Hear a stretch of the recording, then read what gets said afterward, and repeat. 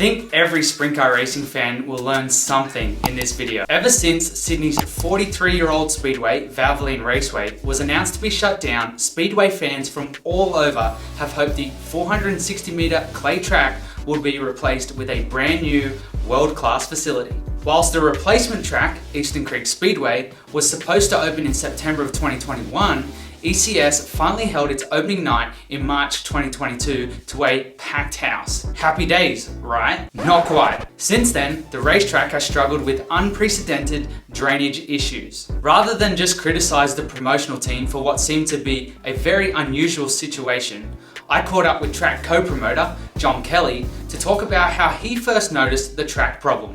Probably when we first did after the practice night. So yes, early in the piece we knew that there's something wrong in the way it is. But a lot of it, it's compaction to where the water settles to where, we don't know, like if you get back to Archfield using that, you'll know certain parts of the way the sun goes down, where the drains are. Sometimes you get water on the outside of the drains and there might be some soft spots, and over the years you get to know that. That was all new here to what it's, it is like in Brisbane until we get to know it. I knew there's a soft spot up there in 3 and 4 up against the wall. There's a bit of a soft spot off turn 2. But there was nothing that you would say, like you run around in the water truck, you might get, a bit of washout through the tyres and no movement. There was no reason to think that on Tuesday that we've got anything that's going to happen here. Things then came to a head at the last race meeting when cars attempted to pack the track only for the track to somehow get wetter, leading to a late cancellation of the event. I would have thought that the racetrack would dry. Went through the normal process that we do in Brisbane and we have done at other tracks over the years. But the water, generally we seal the racetrack up if the rain's coming. Just roll around in the water truck because we don't normally have a roll of sheepfoot or anything like that. So it seems to pack it. So you either fill the water truck right up and pack it, and that's what we did on Tuesday here. And I mean, there's video footage, obviously, as I said, where the dust coming off the water truck from we had it packed down that hard.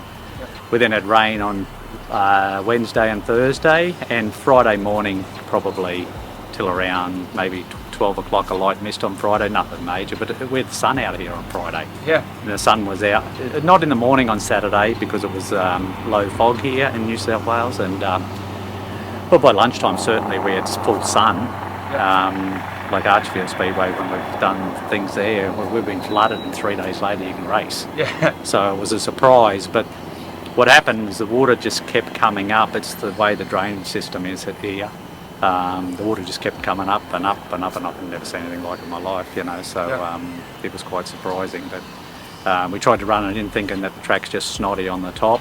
The wingless will blow it off with the usual routine that we do, pack with the wingless, fire the midgets up, get the sprint cars out and finish it off. But it just got wetter and wetter, and as everyone probably seen, the more we ran, the more water came out. So there is a bit of an issue with the way the place drains. It's since been thought that the new facility must have either blocked or even crushed drain pipes, leading to a proper investigation by not only the promotional team, but with the government and the construction company as well. That's what we believe could be the problem now. So as of Monday, we met with, well, it wasn't Monday, but we sent a letter through on Monday. We met here yesterday on Thursday. And we went through a few things, so they are going to put cameras up the pipes to see if there is problems there.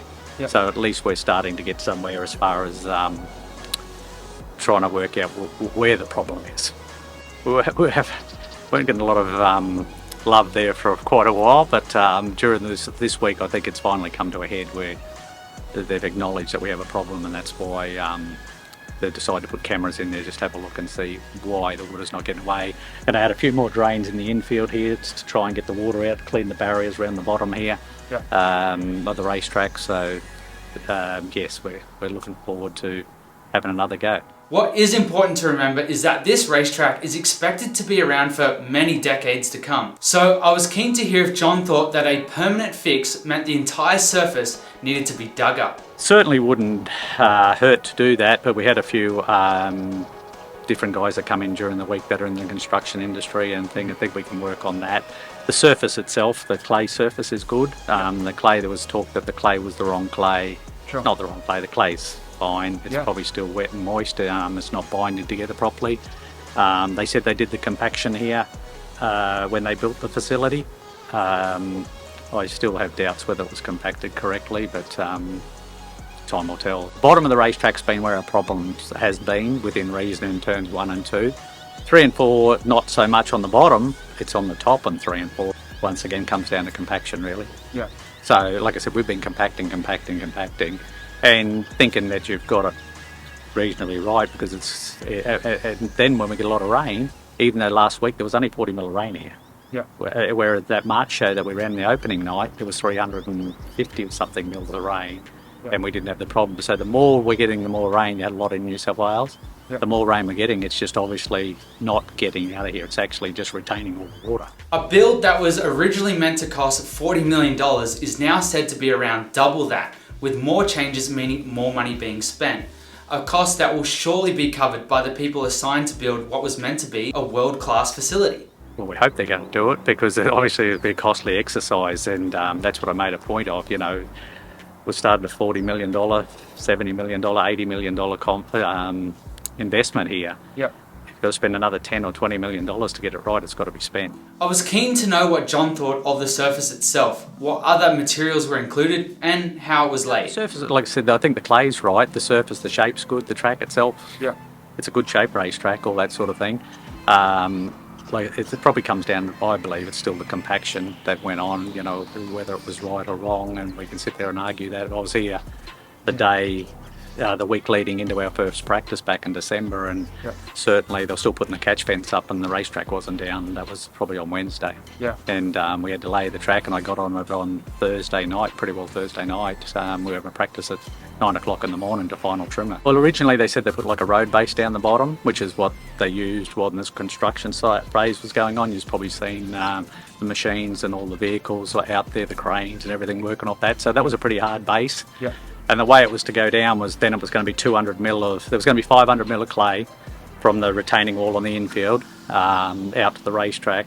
So it was going to be laid down at 200 mil, which I got asked, you know, what to do there. And I said, well, pack it like concrete, pack it like the road, you know, make the first 200, the next 200, we're going to lay another 200 on top of that. Pack it, I said, do the same thing, pack it like you're on the road. And the last 100's all we work with, you know, you move 100 mil of dirt, that's a lot of dirt to move over 20 metres.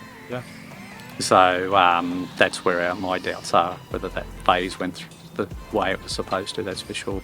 Going back to like what you would do if you were involved in the design phase, is there any other materials like limestone or sand or anything that you'd kind of like to, you know, help absorb the moisture of the water? No, I think it was right. If you get it packed hard enough, you know, clay, it's a substance, you know, use it for dams and stuff like that. You pack it down hard, it's going to stick and bind together. You have lamination sometime when you add new clay, as you may have seen on tracks over the years. But when it was all new and fresh and it's compacted right now, if you put lime in it, it tends to get abrasive then, it dries it out too much. So lime, that was a suggestion, you know, this week someone said, you know, get a 100 tonne of lime and put on the racetrack. And then, then another guy said the same, no, it'll dry it out too much. So it really comes down to now it's compaction more than anything, and that's what we've been doing for the last week. Although the track surface is of major importance, I made sure to ask John if there were any other issues that were a concern and when he expects these problems to be resolved. Obviously from day one we've been wanting the infield to get fixed, so you know the place looks good and things like that. We've obviously added the roads gone through the middle, which will help long term anyway. That was basically put there so we could utilise the infield, because obviously when you're racing and if you have a crash, you want the crash crew want to be able to get out to get to the competitors, you know, in some sort of manner. That's been fairly difficult, as you're probably aware. You know, the opening night was, you know, we're up over our ankles in mud in there. So obviously there's an issue with drainage. They've got a time frame now that they're going to do the infield in when we finish the season, and that's why we were looking at whether we finish the season and call it quits now, because, you know, we obviously went into this trying to get racing for the people in New South Wales, get out there racing, didn't foresee that all these troubles would just keep unearthing and unearthing. So it'd be great to say, let's just finish the season, but there's other little defects that have to be fixed. PA system obviously has a little bit of an issue at the moment, and they're all things that you need to work to get right. So if we run the last couple of shows, if we can, obviously this weekend we cancelled. Looking at the weather, it hasn't still rained here, and it'd be great to go racing right now. It'd be good to race tonight, but And next week there's rain predicted all week, so if we get to Wednesday by next week, then we couldn't confidently say what the water's going to do if it is going to come back up again, because it's been compacted before. We've been on the roller, we've done all that. Yeah. So we've spent a lot more time shaping it and doing stuff like that too now. So yeah, the plan is to try and run next week, and if that doesn't happen, we'll run that show in June, and that'll be an early and it's like a 2 o'clock, 1 or 2 o'clock start, and aim to be finished by 8 o'clock. As you can see, it's easy to be critical of any promotional team, but obviously there's a bunch going on behind the scenes, and in this case, some of that is out of their control. I'd love to hear what you think, so comment, like, and share the video. Also, make sure to grab your Sprint Car Hub gear over on our website.